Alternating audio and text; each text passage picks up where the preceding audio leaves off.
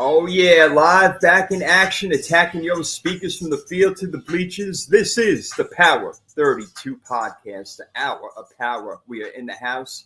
My name is Jason Bierman, a.k.a. the Sports Prophet, as you can see on your screen, along with Mr. Prime Time, Mr. 313, David Dale. What is up, baby? What up, dog? How you doing? How you doing, man? How's it going down there in sunny Florida? Doing good, man. Hanging in there. Great to see you. It's been a long week, man. I feel like we haven't done this in a while, but here we are. We're back, baby. Absolutely. To it. Ooh, excuse me. Getting warm up here. 80s and 90s is starting to hit. The next like Saturday through like Tuesday is supposed to be like 95 and above, man. Oh, that's not, good, man. Not looking forward to it. Like I said, man, it's better than them cold winters, bro. You know, we like the fall, we like the spring, but the summer and the winter just a pain in the damn ass, and the winter lasts too damn long. That's why I'm down here in South Florida in the humidity, sweating my ass off. But I don't care, man. You know what? We got pools, we got air conditioning. It's okay. I don't have to wear sweaters or nothing like that. As you say, it's up to one of our favorites in the house, Mr. McNiner. What's up, going McKnight? on? How you doing? And you got to talk to Kenny where he's at, man. I can't disclose that information freely. You got to talk to Kenny, man. Check him out. Kenny's doing all right, though. He's got like 5,000 shows, so it's all good. It's all good in the hood. But we did AFC last week, best players in each team, each franchise history, and we agreed on some we disagreed on. It was a lot of fun. So this week we're going to do NFC, but of course we got other things to get to before that. As my dog is playing with me right now, thinking that it's playtime, and it's not money. He's just like gnawing on my hand right now, like it's fucking bone. Like, dude, what's the matter with you? You don't have enough toys? Come on, give me a freaking break over here. All right. Well, you guys know how we traditionally start this show. We do it with a little NFL trivia. We're ready to go. Let's do this thing. Ready to rock. You guys can jump in with your answers as well. Let's see if Mr. Primetime 313 can get this one today. And it's not an easy one, but if you think about it, think about the question. I don't need to give you any hints. I know you can get this. Can you name the 3 quarterbacks to make it to at least 13 Pro Bowls? We're going over the best teams in the NFC right now. I'm not saying they're all NFC quarterbacks. I'm not going to say that. But there have been 3 quarterbacks to make it to at least 13 Pro Bowls. So obviously you got to think longevity, how good they are, you know, record, whatever may come to your mind. So who do you think are the top 3? Wow, that's one's got to be Brady. Yeah, but that's definitely correct. One is Brady. Because, there's not because there's, when you think, you know that there's a lot of quarterbacks that have played for a long time, but they might have played for a long time and been good, but they've not necessarily made it to the Pro Bowl. Peyton Manning. That's 2. Okay. The third one is what I thought may be the toughest one. The third one. I don't think you can get it, but you got the top 2.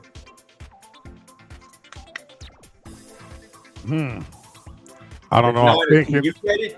I'm thinking it's not anybody in that era. In this current, I know it's not anybody in this current era, like the last of the Brady's, Breezes, Manning. So I'm thinking of somebody maybe from earlier. So I'd probably say if it's not Drew Brees, I'd probably say somebody like John Elway. Well, do you want to go with Drew Brees or John Elway? What's your final answer? I'm going to go with screw it. I'll go with Brees. Yeah, man. Way to go, bro. Nailed the trifecta. What? That is well done. Thank you. Easy question, man. That is well done, Prime. Way to go. The top 3 quarterbacks to make it to at least 13 Pro Bowls. Tom Brady, Peyton Manning, Drew Brees. You got them all. You didn't even need a second try, man. Way to go. That's great. That's good. Well done, sir. Now I got one for you. All right. I know you're going to make it hard on me. I know that. It is what this is what we're doing here. So what tandem holds for the longest touchdown pass / reception in Super Bowl history? What tandem holds the longest touchdown? Yeah, what quarterback to receiver tandem was the record for the longest touchdown in Super Bowl history. Wow, that's a great question. Wow. Okay, I need a second to think about this one. I mean, you think about. I know that Brady went to Randy Moss. That one wasn't Here, long. let me say this: it's somebody you would not expect. So Somebody I lower wouldn't you, lower your lower your bar, and think You of know what I'm somebody going to who's say? highly unlikely that somebody would get this on the first try. Like the average sports fan would probably never get it. I'm going to go out on a limb and say Trent Dilfer to Jacoby Jones. Not wow. Maybe not that unlikely, but you want another shot or you want to?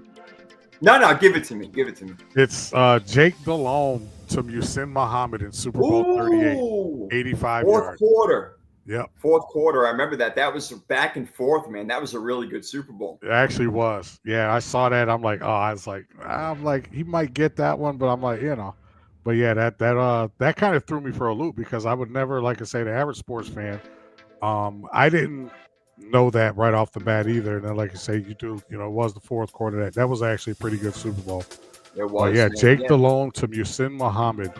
That's right. Yep. 85 yards. Was That's the other crazy. wide receiver. I remember the play. It went down the left sideline, and Muhammad took it all the way. And it was like, oh my God, Carolina might actually win this thing. But Adam Vinatieri, go ahead and kick another field goal, man. Jesus Christ. That's what he does. That's what he does. That's what he did. That's what he do. You know what I'm saying? He kicked the ball through the freaking upright. Just how I do.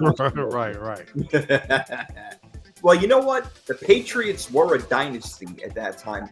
The 2000s and the 2010s. You got the Cowboys of the 90s, the 49ers of the 80s, the Steelers of the 70s, maybe you say the Packers of the 60s. My question to you is, the Kansas City Chiefs have been to 5 Super Bowls in 6 years and won 3 of them. Do you think that is considered a dynasty, or do they have more work to do? I think in this day and age, you almost have to consider that a dynasty. I'm not one to say, especially like the NBA, the athletes are so much greater than they were back then, because the bottom line is you shoot the ball, you put it in the bucket, it's 2 points. Put it in the end zone, it's 6 points. You kick field goals, 3 points. I'm of the belief that it is a little more difficult now, I think, because defenses got it a little bit harder than they did back in the day. You won't, that's why you don't see like a lot of really stalwart defensive teams nowadays. You'll have a handful. But it's not like in the 80s and 90s where you would have like 10 teams that were giving up 21 points or less, when you look at the rankings. But yeah, I would say, in the fact that they won 3 out of the last 5 or 6 years, I would consider that a pseudo dynasty. But yeah, considering the way things are nowadays, and considering I don't think we'll see that again, maybe the next 10 years or so. I think once the Chiefs run is over, I think it's going to be real difficult for another team, because you got teams like Buffalo and Baltimore that are struggling to win their first.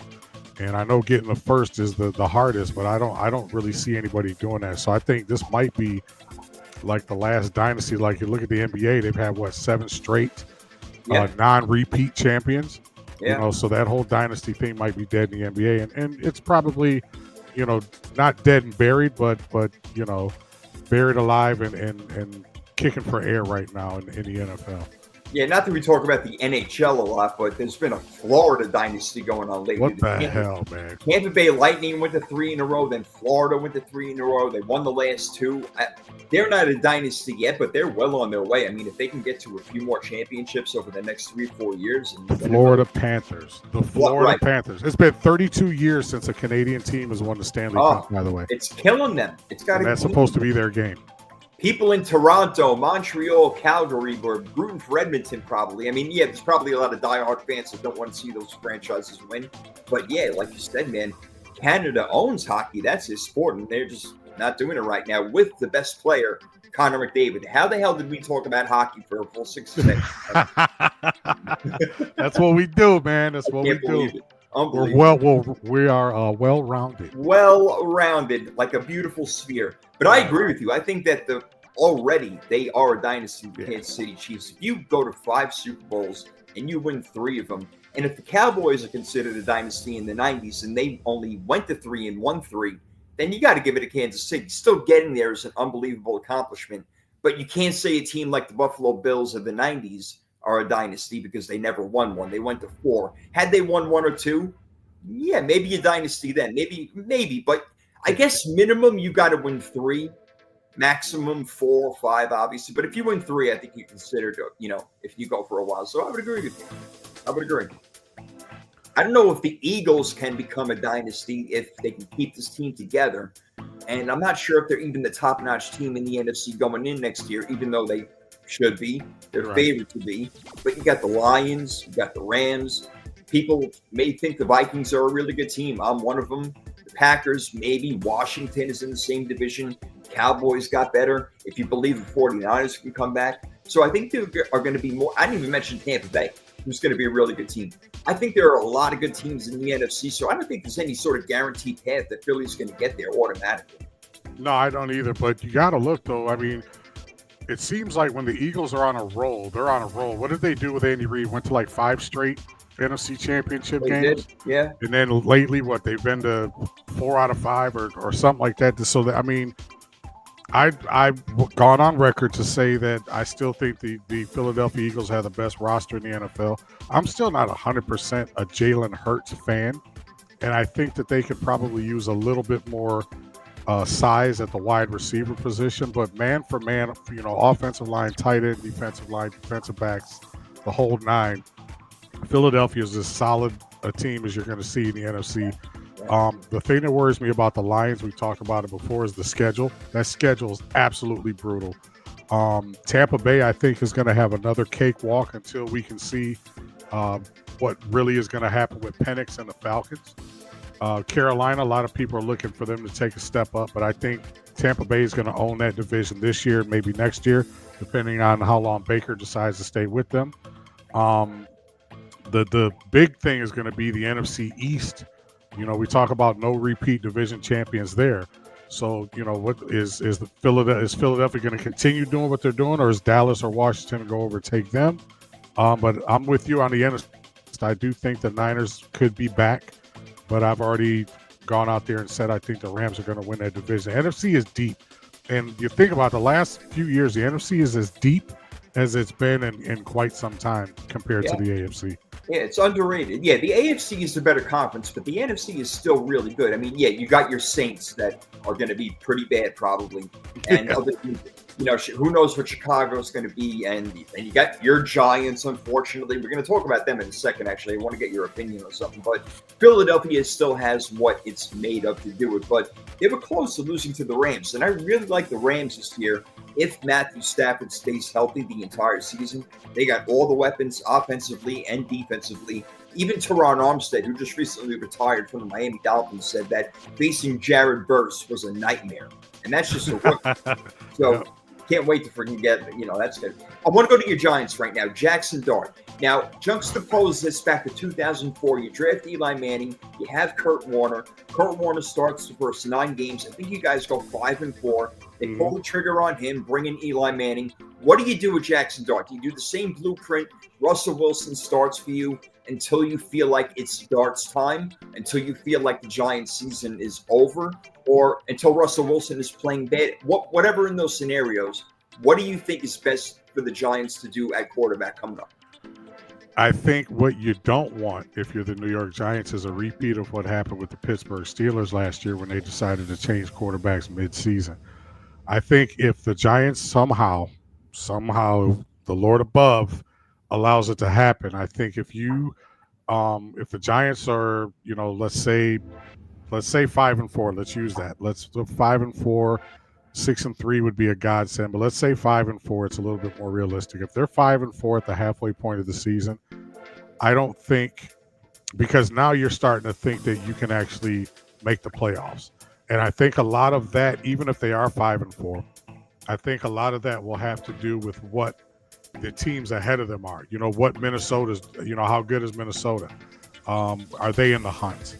You kind of look at, all right, well, if we can get to 5-4 with Russell Wilson at the quarterback, that's where you kind of stop. You kind of do we hit the reset button and start the rookie, or do we think, hey man, we got an actual shot to get into the playoffs?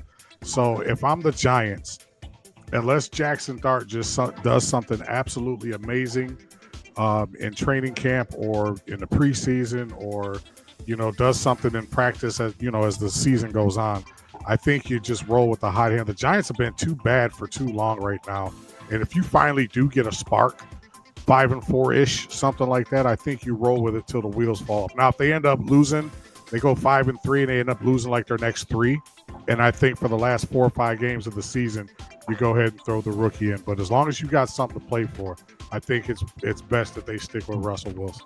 All right, starting with Russell Wilson, that's what they brought him in for. Most likely, obviously, who knows where Jameis Winston fits into that, and if Tommy DeVito will even be on the team or any other team going forward. That's a whole nother question. I got another question about another starting quarterback this year who really is a rookie because he did not play in his rookie year, and that would be J.J. McCarthy for the Minnesota Vikings. They are a ready-made team. They seem ready to go. They got the coach. They got everything going. But it's J.J. McCarthy coming in really kind of cold off of one good preseason game last year. He will play in the preseason this year. There's no doubt about it because he needs work. He's got to get stuff done, playing inter-squad scrimmages and things like that. Things will happen. So I'm looking forward to seeing what he has.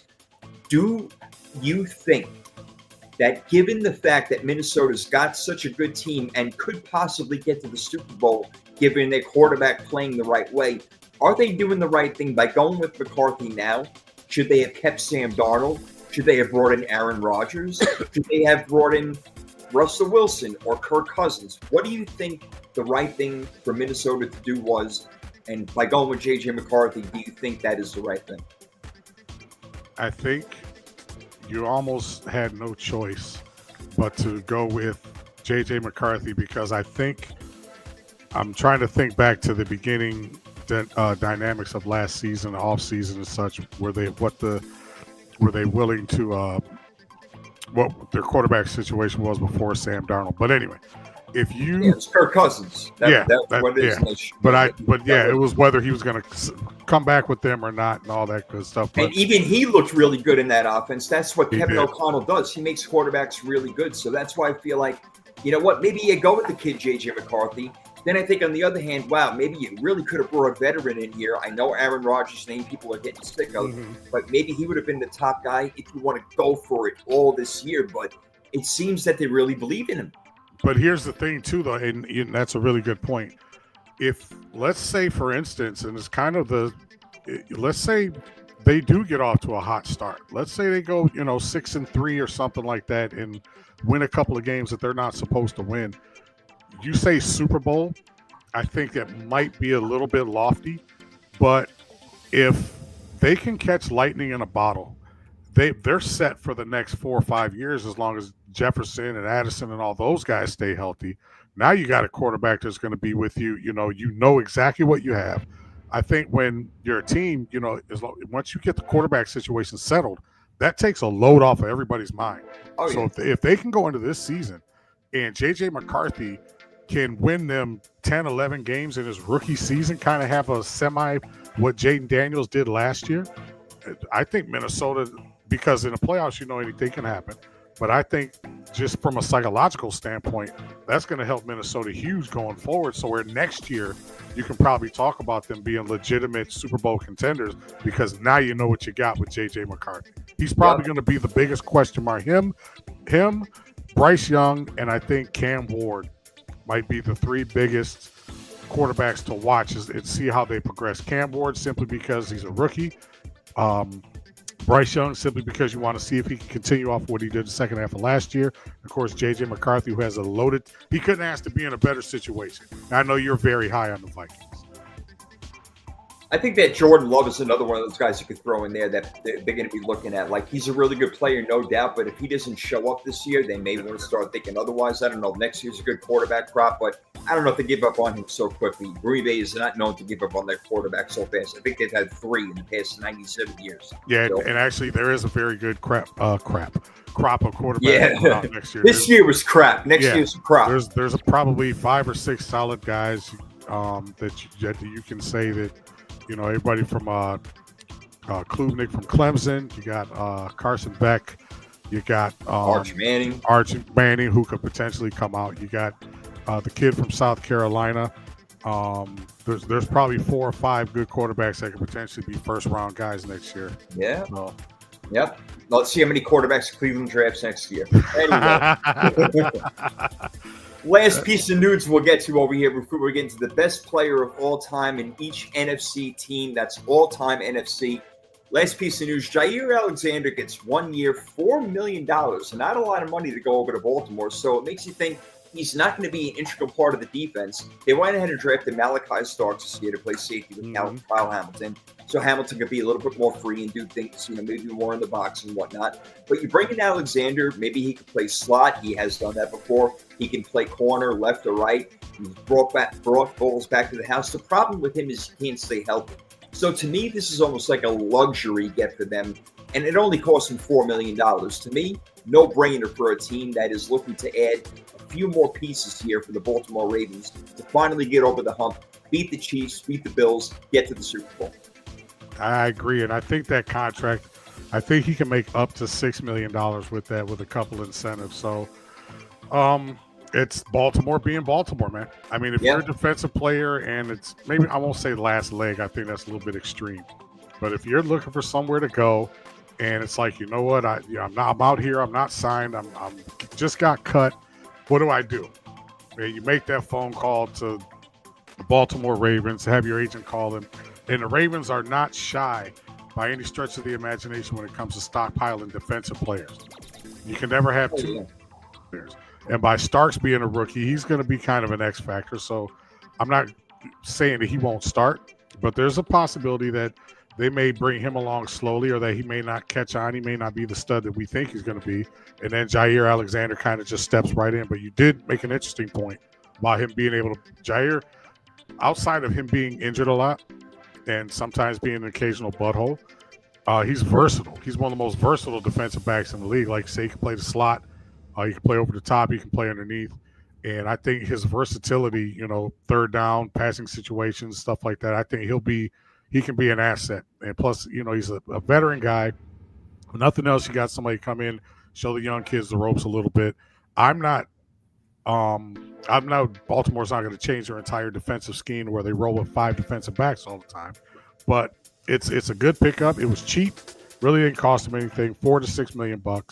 Bring him in. If he doesn't work, you cut him, and you kind of move on. But Baltimore, that's the team that everybody says, this put up or shut up, man. You got to do something between them and the Bills.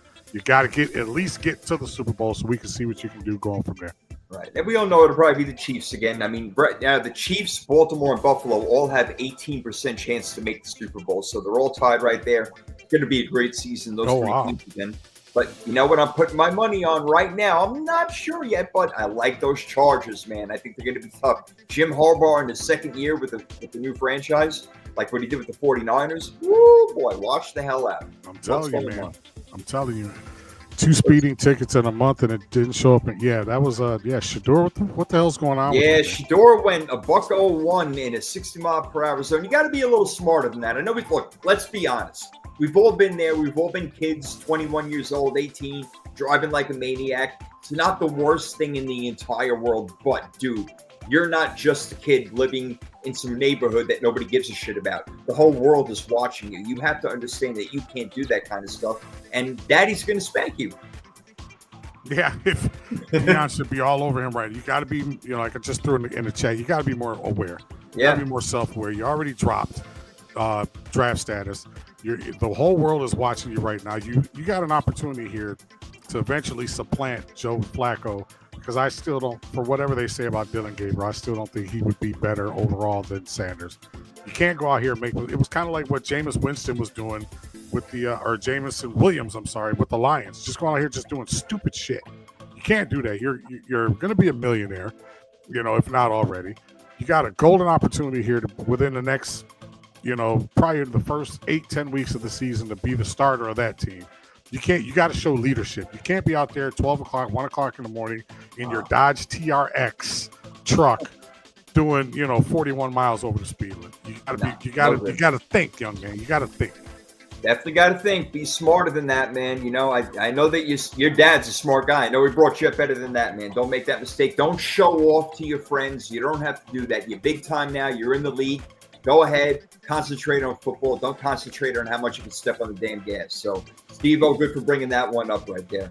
All right. Are you ready? We have done AFC. It is time to move on to the NFC now, my friend. Best players in franchise history. This might be a little. There's going to be a couple teams that are going to be a little dicey to kind of decide from, because you got maybe a couple, not a handful of guys that you could have picked. But let's roll, baby. We got some Hall of Famers in here. There's no doubt about it. No doubt about it. Starting with a Dallas Cowboy team who's got Hall of Famers all over the place.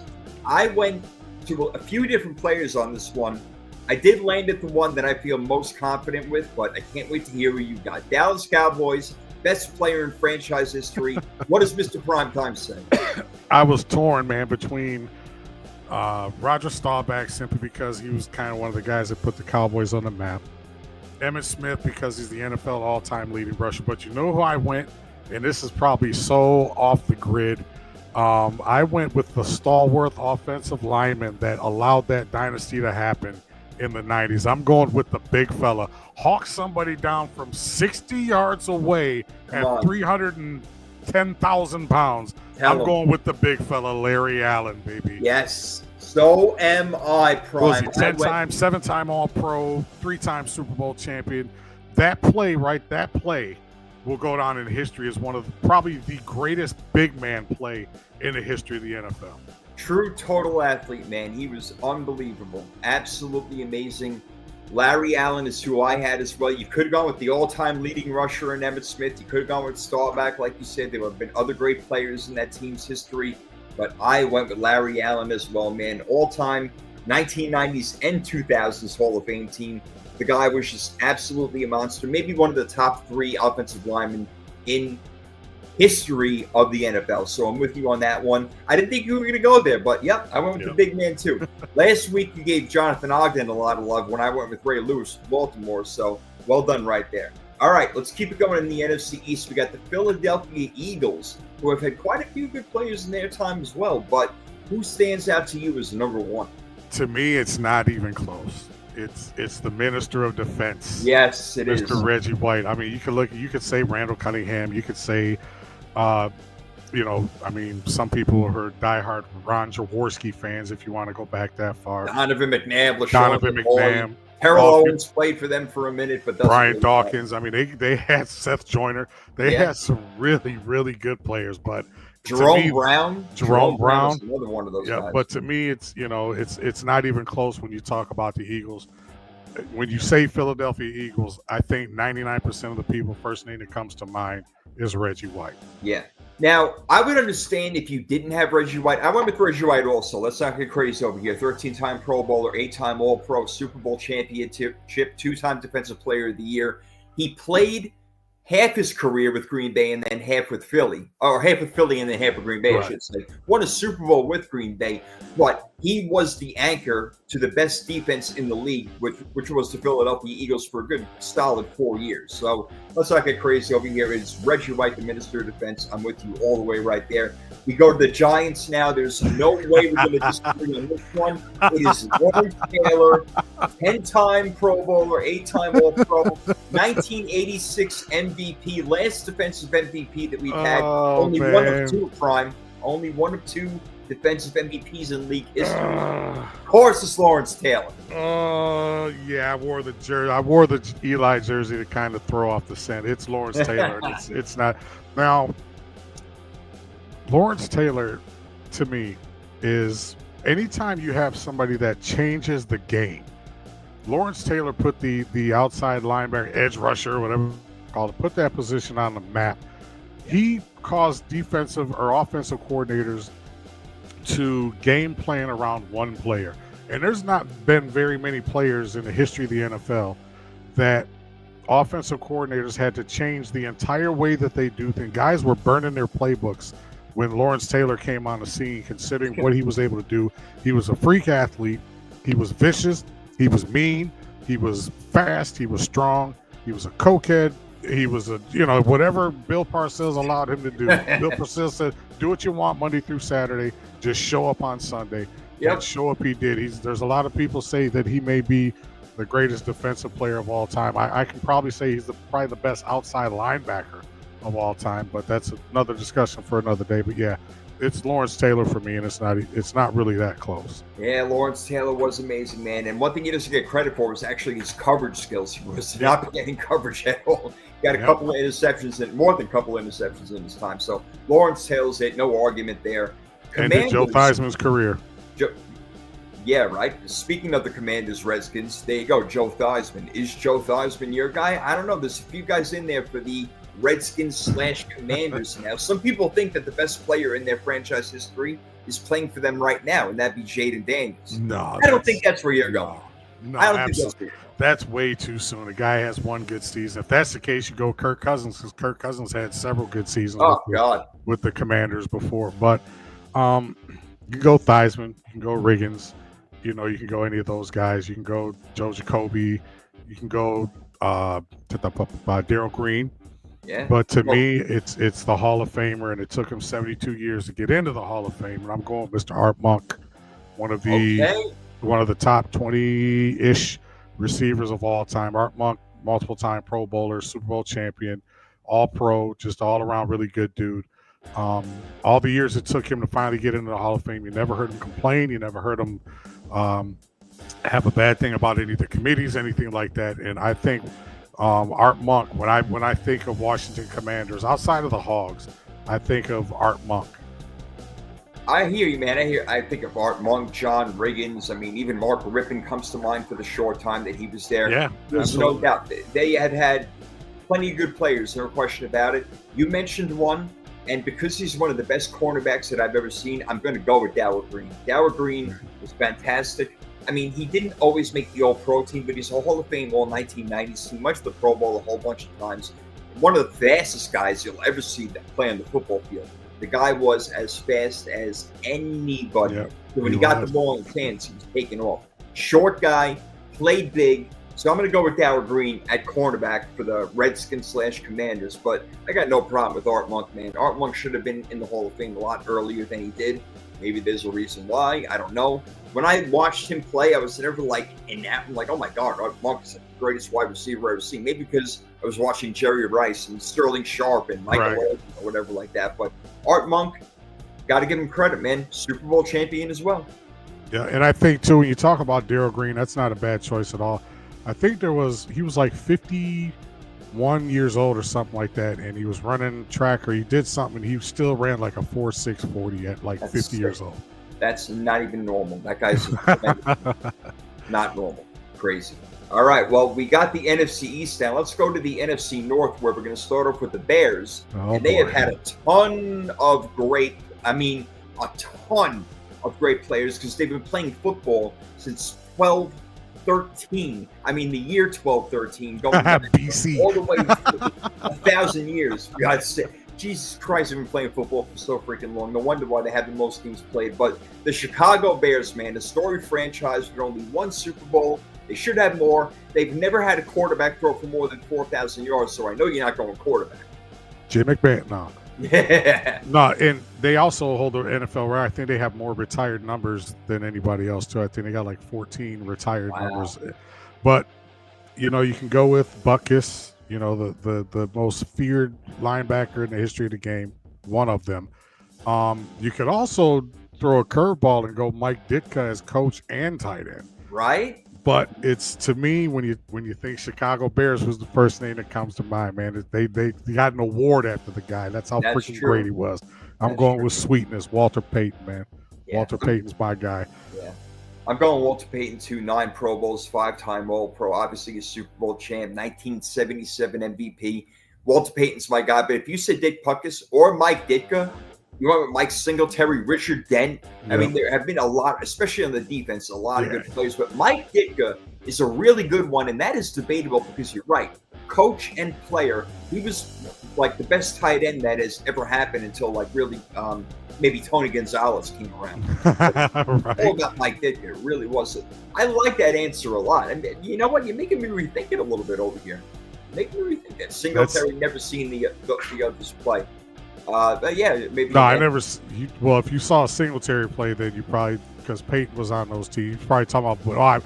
Look, contrary to what the beard says, I didn't see Butkus or Ditka play either. Come on, I think. No, I didn't. I think that was a subtle jab there, Steve-O. Let's go for it. But you know, one of the biggest crimes in Super Bowl history is that Walter Payton. What did they score? 50, 45, 46 points in that game? Yeah, something like that. And he didn't score one touchdown. I know. They gave it to Fridge, for God's sake. They let Refrigerator Perry score a touchdown. I blame that on Mike Ditka. That's his fault. That's bad. Freaking Dennis Gentry and Willie Galt and all those. Come on, what are we doing? Freaking Bray, come on. It's all about sweetness, baby. He should have scored a touchdown in that Super Bowl with all the points they scored against the New England Patriots, as a matter of fact. A different look Patriots team at that time. Very different. Yeah. I don't think we're going to argue about the next one either. Let's go to your Lions, bro. I mean, how can we pick anybody but Barry Sanders? Come on. Well, and I picked Barry. I was kind of torn between Stafford. And I mean, depending on how far back you want to go, he still holds the record for most interceptions in the season. Mr. Dick Night Train Lane. Yes. The original great defensive back. You can go to Bobby Lane. Last time the Lions won a championship, the curse of Bobby Lane. They didn't win a playoff game or get anything, until the last couple of years or so. They called that the curse of Bobby Lane. But yeah, Barry Sanders, second on the all-time rushing list. Just one of the most dynamic and exciting players that you will ever see. And he played during the time when the Lions, Jason, had horrible offensive lines. Oh, yeah. So he got the ball from Scott Mitchell or Eric Kramer, and he was already ducking and dodging. Yeah. And some of the runs, when you kids out there, go out there and watch Barry Sanders highlight reel and just be amazed and he was 5'9", wasn't the biggest guy in the world, one of the most humble people you'll ever come across. Just extremely explosive. Wasn't the fastest. You see him get caught from behind a couple times. But just whenever Barry Sanders got the ball, you held your breath because you knew something special was going to happen. Yeah, he'd be dancing behind the offensive line for about an hour and a half before he took off and busted a 50-yard touchdown run. There's no doubt about it. And then he would just hand the ball to the referee. He did not spike it. Here you go, ref. That's it. You know what? I'm going to be back in here, so I'm going to give you another one later on. That's what he did. He was that amazing. Steve-O saying Barry or Megatron.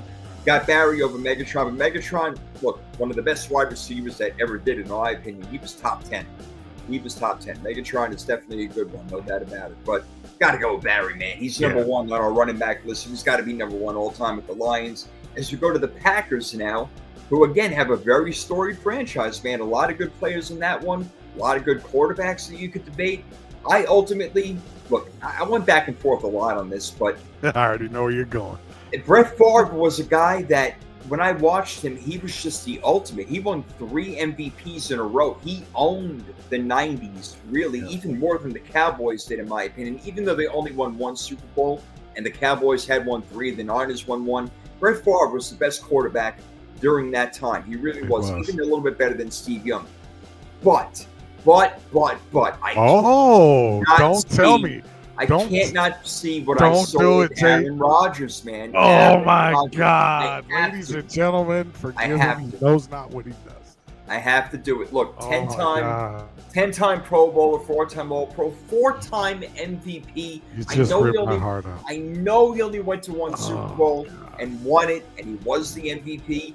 He should have gone to a lot more. He had choked in a few moments, no doubt about it. But Favre only won 1, too.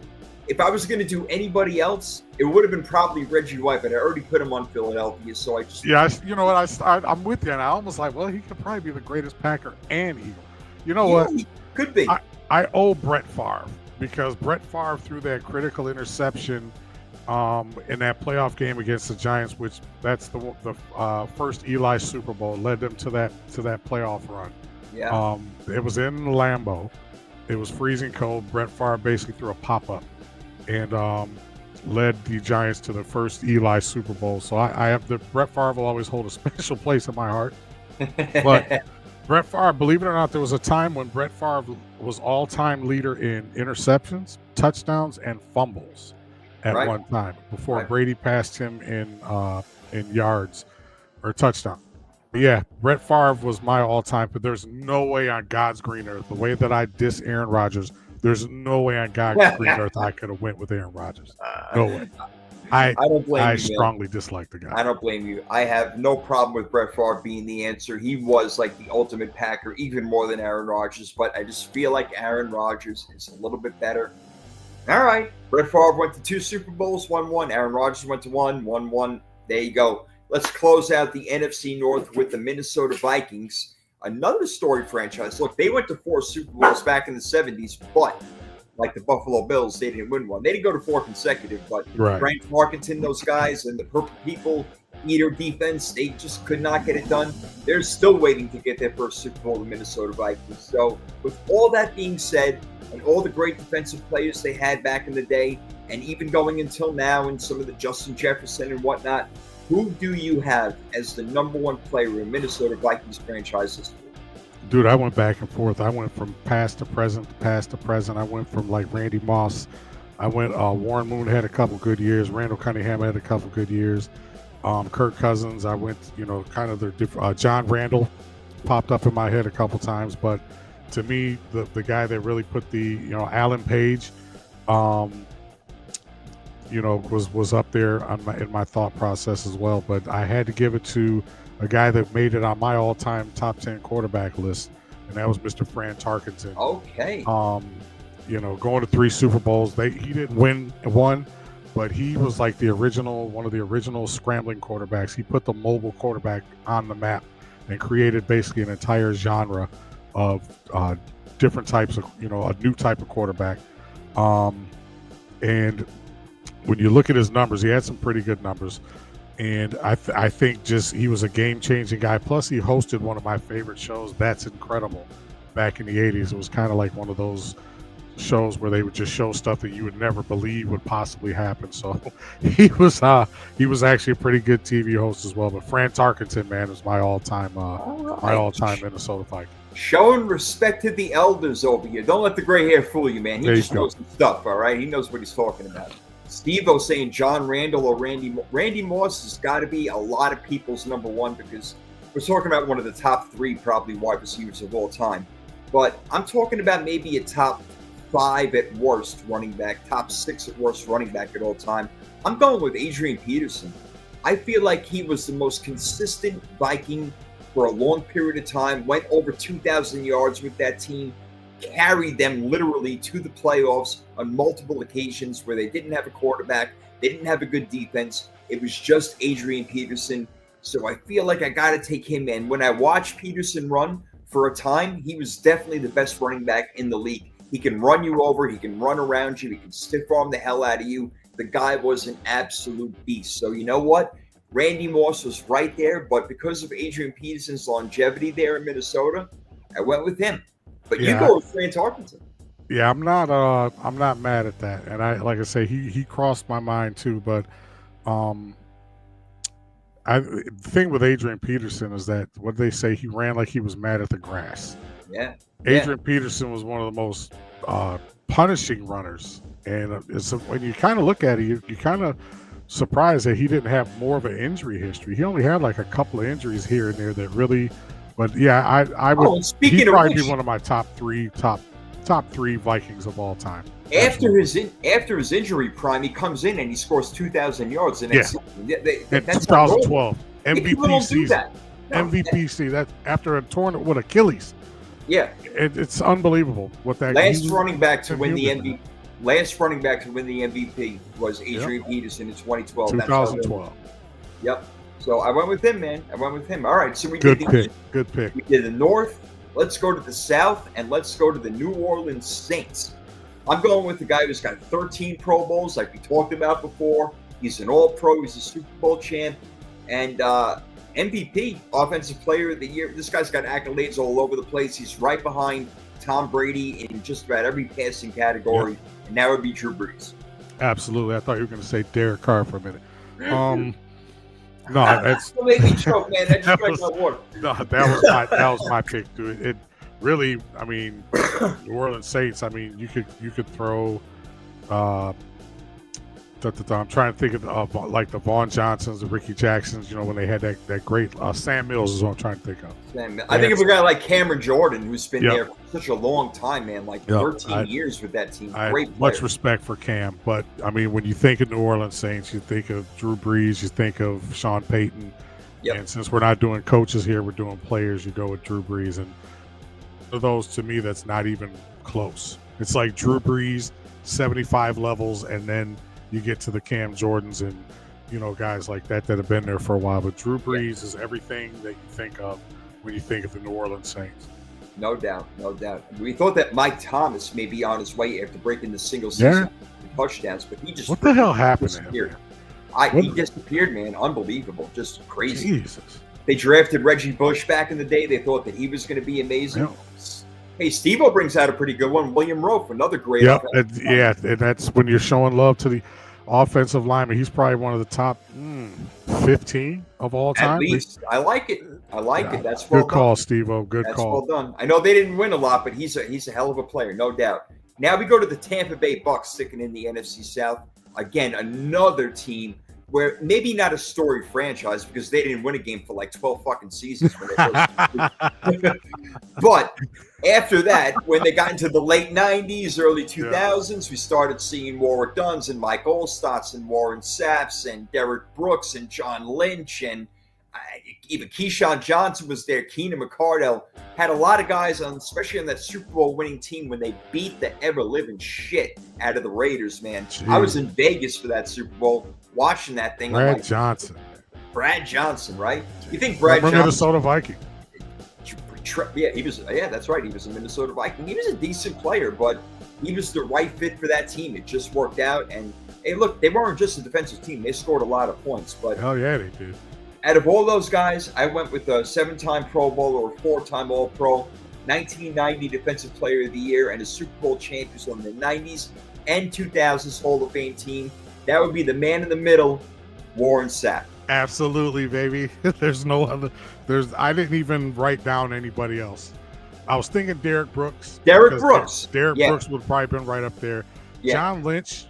John Lynch. Mike Allstott would have been a shock, but there was a 3 or 4 year period of the league where Mike Allstott was just absolutely amazing. But when you think, the Buccaneers, and I'm kind of partial to Warren Sapp. He's answered a couple of my tweets, and I'm just a nobody out here. But Warren Sapp has actually answered a couple of my tweets. We kind of gone back and forth a little bit about different things. Nice. To me, Warren Sapp, one of the most dominant defensive linemen. He was like Aaron Donald before Aaron Donald, and just could do everything. He was actually pretty good, like when they would drop him back in pass coverage. Just a hell of a run stopper, get good pressure on the quarterback, and have a great defensive line around him. I think Tampa Bay's strength back then was more their linebackers than DBs, but he was the epitome of everything that you would want back then when you went into a lab and say, this is what I want for a defensive tackle.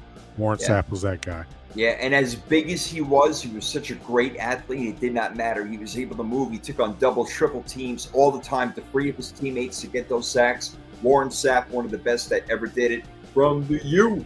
Yep. Well done right there. Well done. Warwick Dunn, one of his favorite running backs, Steve-O says. I loved Warwick Dunn. I did too. Great. The little fella, you just want to muss his head. The little fella, he was just a little guy, but he was awesome. Him and Allstott were just a hell. That was. It worked out. That was maybe that first thunder and lightning. I don't know, however you want to call it, but pretty damn good. All right, we go to the Carolina Panthers. Not a long franchise. They just got there in 92, 93, whatever it was, and went to a NFC Championship shortly after that. Pretty amazing. With Kerry Collins of 4 quarterbacks, and I know you know him well from his Giant days. So, he had 138 fumbles in 170 games or something like that. It was like you could count on one for every game he played. He was a fumble machine. He liked to hold that ball with one hand, man. He did not like putting 2 hands on that ball. That is for sure. No, he did not. So with the Carolina Panthers, tough because you don't have a whole lot of them in their prime. So I'm curious where you went with this one. I mean, I don't like him. Personally, I think he's personally one of the most overrated players in the history of the NFL, but he's probably the most successful player in the history of that franchise. So I got to go with Superman.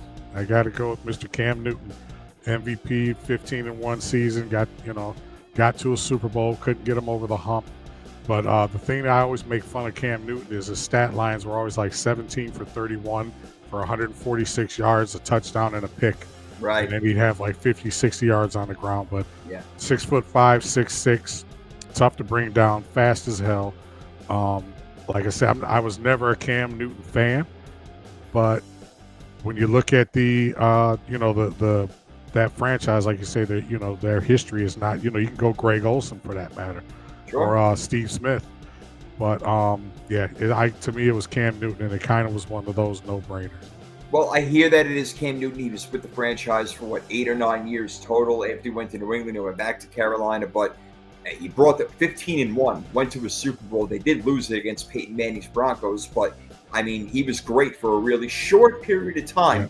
Not that long. Then he had his injuries and whatnot. Things didn't work out so well. That's why I went into a different direction. A player at a position who I think is better than Cam Newton at his position. And even though he was only there for a short period of time, 7 years, guys on the Hall of Fame ballot, will be in one day. That is linebacker Luke Kuechly. Kuechly. I think that he is the best player in that franchise history. 5-time All-Pro, 2013 Defensive Player of the Year, and 1 Rookie of the Year in 2012. Seven Pro Bowls. I mean, he was legit. Talk about a quarterback on defense. He was everything. So I think the quarterback on defense was better than the quarterback on offense. I'll take Luke Kuechly on this one, bro. I'm not mad at that. He was probably, I probably would go like, mine was like Cam, Greg Olsen, and then Luke Kuechly was right there. But, now that you start, because I really didn't dig deep into his numbers, but now that you start going into all his accolades and stuff like that, it's like, yeah, that's definitely a solid pick. And if I was going to change my pick, Stephen Dave's a good one too. But Luke Kuechly would be right. He was, to me, and I know a lot of Chicago fans are going to hate this, to me, he was like head and shoulders above. What was Zach Thomas? Remember Zach Thomas was for the Dolphins. Oh yeah. Urlacher for the Bears. Oh my God. But Luke Kuechly, man, to me, he was better than those guys. Yeah. He was totally legit. They called him Captain America. That was his nickname, actually. So I don't know how much higher accolades. Was he on a Madden cover? I don't know, to be honest with you. Well, I'm picturing him on a Madden cover. Maybe. No, I'm thinking of Cushing from the Texans. Oh, Cushing, yeah, back in the day. Number 50. That was a quick up and down, wasn't it? Yeah, right. Talk about overrated. Jesus, you ain't kidding, man. God, no kidding. All right, we got one more in the NFC South. That would be the Atlanta Falcons, man. So on this one, we've had guys who played in that franchise for a long time, have gone to a Super Bowl. There's a few players out there, not a ton of them, but where did you go with the Atlanta Falcons? I was torn between two guys. One guy because he had that's where he Tony Gonzalez, he had big time success in Atlanta. But I also was leaning towards Dion. Mm-hmm. And now that I think about it, I probably should have went that way simply because there's probably not a bigger Deion Sanders fan on the face of the earth than me. But I got to go with the guy that kind of kept that team relevant for years and years and years, and that's the choke artist, Mr. Matt Ryan, Matty Ice.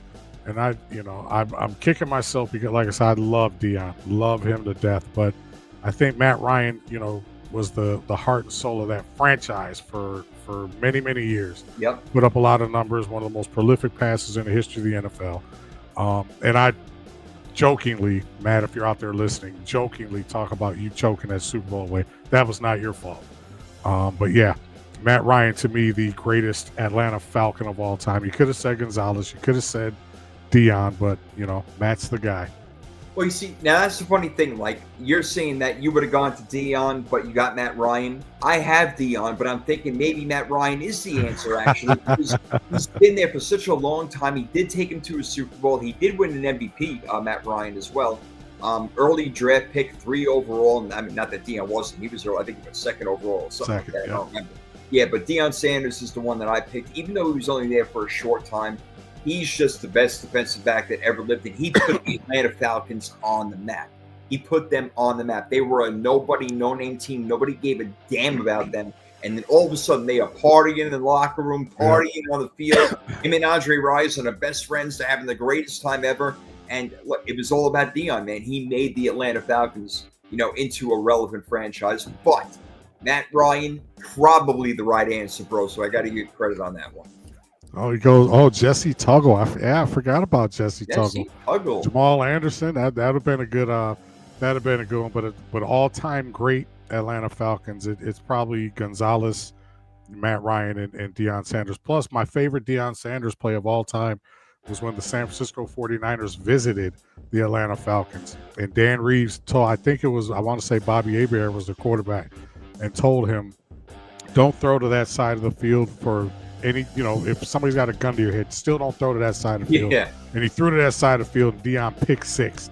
Yep. And he starts doing a high step from the 50-yard line, one of the greatest revenge-type plays you'll ever see in the history of the NFL. It still just sticks out of my head. I love that play. Anytime they threw to his side, he either broke up the pass or he intercepted it. It was unbelievable. Well, he had to, because he wasn't going to tackle you. Yeah, that's true. Business decision. I mean, for God's sake, I saw Dave Brown, one of the worst Giant quarterbacks in history, run his ass over.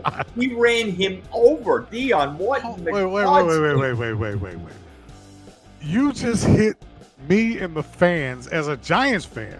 You just hit us with a Dave Brown race. Yes, you know what? You get the gold star for today, man. I've totally forgot about Dave Brown. Are you kidding me right now, ladies and gentlemen? Kent Graham is next. What the hell are we doing? Oh my God, what are we doing? You know what, Jay? Thank you, sir. That is absolutely. It's Dave Brown. Jesus, I got to go look him up again. Right? Oh my God. Number 17, Dave Brown, baby. Oh my God. Yep. Yeah, he ran Dion right the hell over when he was a That made my day. I love it. I'm glad I could, man. You're my brother. I'm glad I can make good day. Oh, Jesus, Dave. Oh, man. All right, we got one division left as we go through the NFC best players in all-time franchise history. Steve-O, loving your comments right there, man. You're coming out with some great ones. But he is. Exactly. Memory lane, man. Steve-O has a habit of doing that, taking kind of like, oh, damn, I forgot about that guy. Right? Did that to us last week, too. Not bad. Good stuff. All right, the 49ers, can we go anywhere other than Jerry Rice or Joe Montana? But to me, it's got to be Jerry Rice. How do you argue it? Known as best football player of all time, probably. Come on.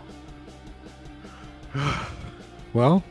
Oh, shit. Oh, my God. What's happening right now? I went the other way. I went Joe Montana simply because when I was growing up as a lad in the Motor City and I wanted to be a quarterback, Joe Montana. There was a time I was a huge 49ers fan, believe it or not, until they started meeting the Giants consistently in the playoffs.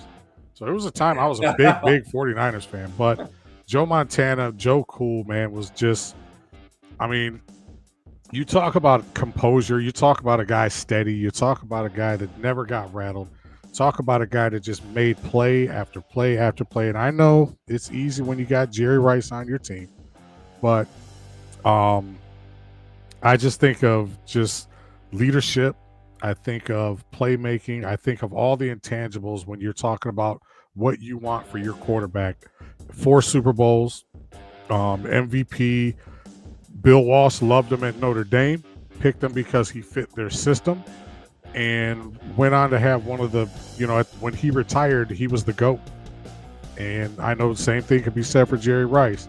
But I'm just kind of partial to when I think of all-time great 49ers. You could go 1A, 1B, or I could have copped out and said it's a tie. But I put it out there, man. And to me, I just love me some Joe Montana. Man, I got no problem with that answer. He won 4 Super Bowls in the 80s, and Jerry Rice is only there for a couple of them, but he won his third with Steve Young. Look, I'm totally cool with that. Montana deserves to be there, one of the best quarterbacks of all time. And I feel like he still doesn't get the love that he's supposed to. But Steve-O thinks that Rice is a runner-up to Joe and Frank Gore. No. Don't mess up a good comment. No. Frank Gore was there for, he played for 210 years, but I can't. Yeah. Ronnie Lott would have been a good one. Ronnie Lott's a good answer. Ronnie Lott had a lot of great ones. Good answer. Charles Haley, you know, a guy who's won Yeah. 5 Super Bowls. But, you know, I went with Jerry Rice and his 10-time All-Pro, 1987 MVP. Wide receivers don't win MVPs, obviously, but if you Jerry Rice, you do. So, yeah, I went with him over Joe Montana, but I got no problem with Montana. But you know what? That might be the hardest one out of all the ones we've done, because there's so many. You had the greatest of all time at 2 key positions on the same team at the same time. Right. So it's kind of like, oh man. So it's just kind of a matter, you go with your heart.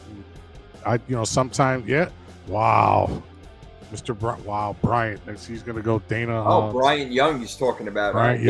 Brian Young and Dana Stubblefield. That was a hell of a combo. Extra helmet. Remember you wore that extra big bubble helmet? Yes, he did. That was a hell of a combo. Definitely, boy. No doubt about it. All right, let's keep it going. We got 3 teams left. Let's go to the Los Angeles St. Louis Rams, however you want to put them in, whatever city, the Rams franchise. You got players to choose from, man, new and old. Prime, where you going on this one? Well, I looked at Marshall Faulk, who I had on my list, number 1 all-time greatest running back for his versatility. I could have went Kurt Warner, but I kind of went with what now seems to me an obvious answer. I went with Aaron Donald. Nice.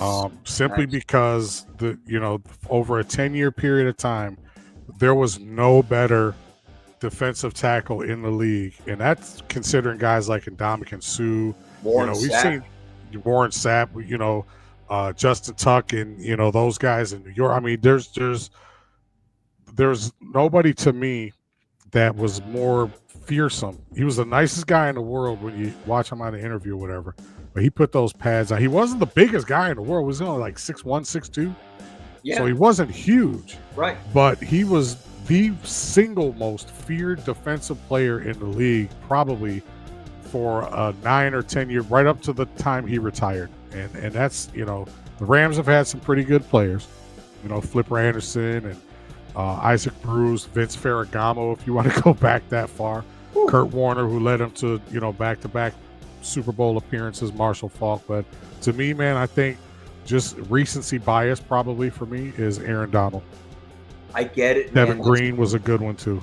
That's a great answer right there. That's a great answer. They've had so many. Marshall Faulk was a guy I thought about, too. Kurt Warner for that period of time, great. They had great wide receivers. But I went back, man. I went way back. I think I know where we're going. Yep, I went all the way to the 60s, bro, and I went with the original sack man, the guy who invented the sack, and that would be Deacon freaking Jones, bro. Deacon freaking Jones, 8 Pro Bowls, 5-time All-Pro. The man did everything. I mean, he was just an absolute monster. He might actually have the sack record today if they were counting it back then, but they didn't until starting in 1982, I believe it was. Yep. We started calling the sacks. But Deacon Jones was everything. But I love the Marshall Faulk answer. That could be out there. But there's so many good ones, man. And Aaron Donald, you're right, bro. He was one of the best players offensively or defensively in football the entire time that he played. And another one that has gone too early in football. Yeah. Let him live a wonderful life. God bless you. Thank you for all the years you gave us. But damn, wish he was still playing. Yeah. And Steve-O brought up another one. We were talking about lineman, Orlando Pace. Great stalwart for years and years on that Rams offensive line. One of the greatest of all. It seems like every offensive line we bring up, we say one of the greatest of all time. Yeah. We're not just talking, folks. The offensive linemen that we're bringing up out here, the Ogdens and the Willie Roafs and all those guys, Orlando Pace, they are legitimately, top 10, top 20 offensive linemen of all time, which is a great stat or a great status to have when you consider how many offensive linemen there are on each team that have played over the course of the 75 years or whatever of the NFL. 5 guys, 32 teams. I mean, that's a lot. When you're narrowed down to top 20, even top 25 of all time, that's a hell of an accomplishment. Yeah, look, there's a reason why left tackles get paid more money than right tackle, right guard, center, all that sort of stuff, because they're protecting the quarterback's blind side, because the 99% of quarterbacks are righties, and you need to be able to run the ball and do all those sort of things, and that's why you see guys like Trent Williams nowadays, and we mentioned the Larry Allens or the William Roafs or the Anthony Munozes. Like, these guys are few and far between. When you have them, usually you end up winning ball games. So I like Shout out to your guy, though. Let's not forget one of the most unheralded offensive linemen in the history of the league, and that's your guy, Mr.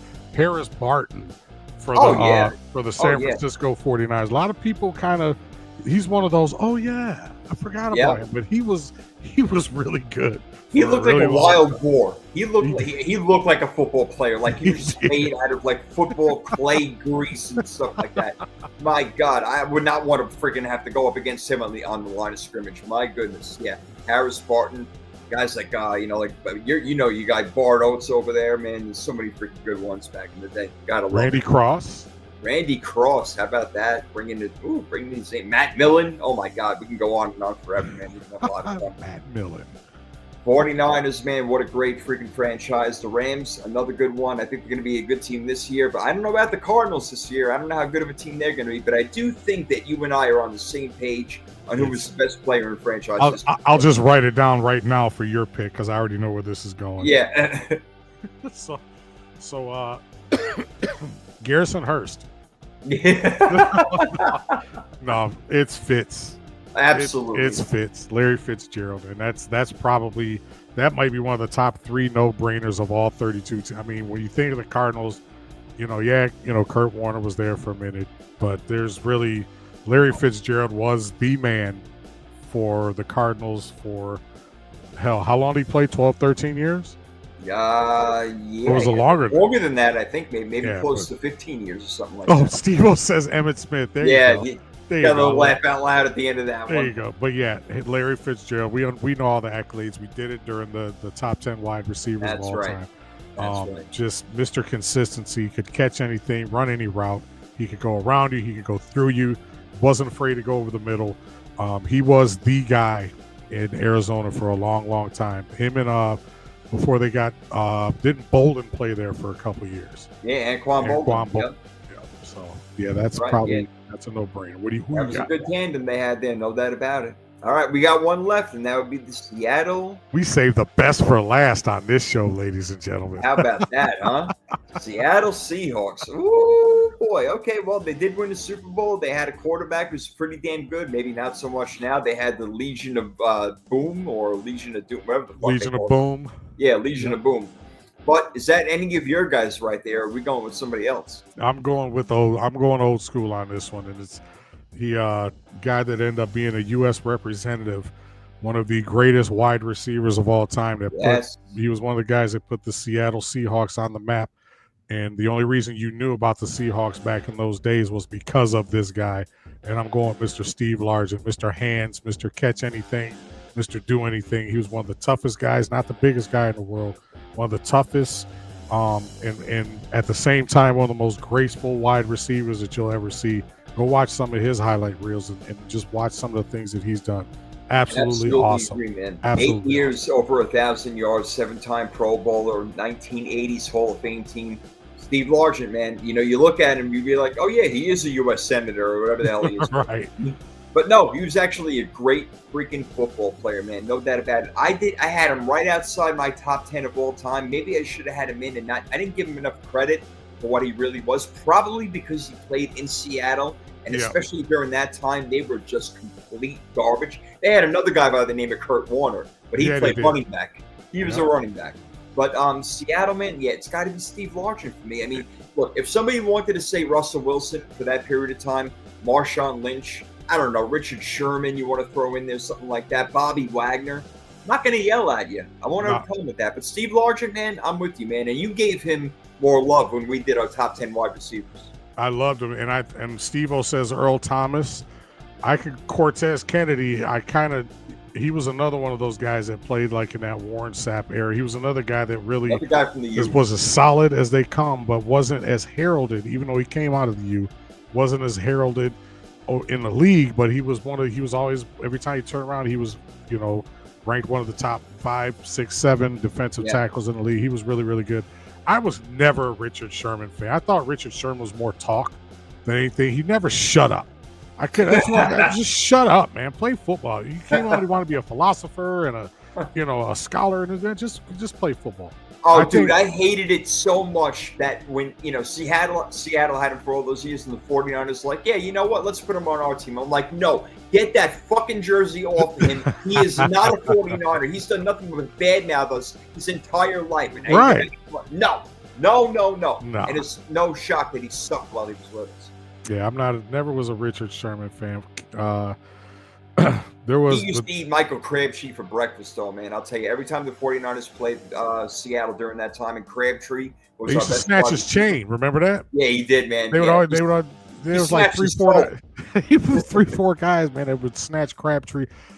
When I think of Michael Crabtree, I think of the guy that lost me he lost me some money. I'll just say that. They played when freaking Texas Tech played Texas. And then Colt McCoy goes down. He gets to what we think is going to be the game-winning touchdown. And I forgot who the Texas Tech quarterback was at that time. Freaking Michael Crabtree runs like a 6-yard out into the end zone, catches a touchdown, game-winning touchdown. Wow. I almost threw my PlayStation controller at the TV. Yeah, that's my most vivid memory of Michael Crabtree, bastard. Ooh. Jeez. Yeah. He didn't do too much for us either, man. We got to that Super Bowl. He couldn't break free. Didn't do anything. Did not work out. But this show worked out as it always does. We appreciate you guys, and especially Steve-O, man, bringing out some great freaking answers. Memory Lane. I'm going to start calling Steve-O Memory Lane because right. Even when you do research, sometimes it's like, okay, you kind of just glaze over a few guys. But then when somebody actually brings them up, when you actually, you got a couple seconds to actually just kind of reflect like, damn. Yeah. There's been a lot of really, really good players in the NFL that were overlooked.